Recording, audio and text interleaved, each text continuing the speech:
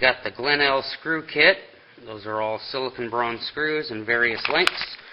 Money well spent, I'll tell you what, versus buying them in town. Fantastic deal through Glenelg for the silicon bronze screw kit. Big mess all over the floor. Working on the transom. I'm just now fitting up the lower piece of mahogany for the frame of the inside of the transom, and everything is fitting super nice. There's this joint. Turning out really good. The bottom's beveled the same 12 degrees. The sides are beveled the 10 degrees. Let me see if I can get a good angle on it. You can kind of see the angle. Anyhow, I faired all of this today. Faired all the top down so everything matches up. It's turning out real nice. I still have to drill all my screw holes here. Cut out for the chine. Cut out for the battens, cut out for the keel. Haven't done any of that. And then, of course, epoxy all of these down. Again, they're still just screwed. Over here, we got frame 5.5 done. So we're making good progress. Well, not quite done. I still have to fair this down. It's a little high right. It's mocked up and fitting very well. It took a few minutes to clean the garage, and let's get a little update. So frame 5.5 is officially faired, and it is screwed to the setup mold. So frame 5.5 is solid. I've got the official spacer work done now for the breast hook and stem. It's set at the correct height. The only thing I have not done is screwed it down. But all of the spacers are screwed down. So all that's left to do is apply some epoxy in my joint up here, and then I will screw all of this down. So that's set up. What else? Transom. Transom is officially screwed to the setup mold now. The bottom of the frame for the transom is done. You can see that I've cut out for the battens, cut out for the keel, cut out for the chines, and so that's all done. The frames are officially epoxied to the transom, and then of course one last time I went and faired just the epoxy drips off the side so it's nice and clean. Alright, so this is where we are now.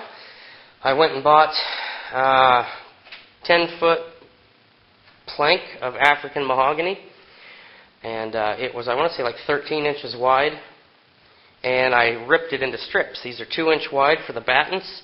There's 2 on each side of the keel. The keel is 4 inches wide, and they're all loose. They're just sitting on here. Nothing's screwed down or glued. These outer 2 battens will get cut short. The middle 2 battens will get cut a little bit longer. We got the keel here. It's obviously, a foot short. For some reason, we cannot get African mahogany longer than 10-foot lengths. I tried special ordering it, waited a week for it to show up. Just can't get African mahogany in anything longer than 10 feet for some reason.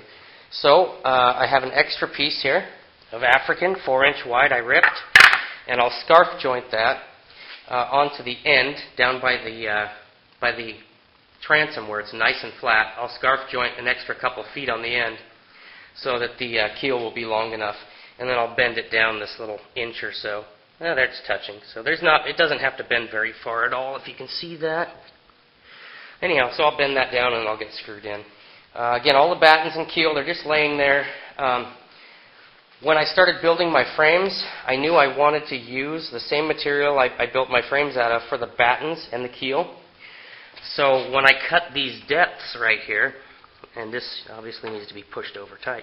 Anyhow, when I cut these notches into the frame for the battens and the keel, I cut them 13/16 deep because that is what my material is. So I knew I was going to use that material, and when I built all the frames, I cut it to the correct depth. So this is like flush across here. There's very little, if any, cleanup on those. And here's where they attach back here at the transom frame. I cut all of these a little bit snug. So, like this one fits pretty good. But here it's a little tight. You can see where I marked with a pencil. I need to trim a little bit of that so I didn't force it in.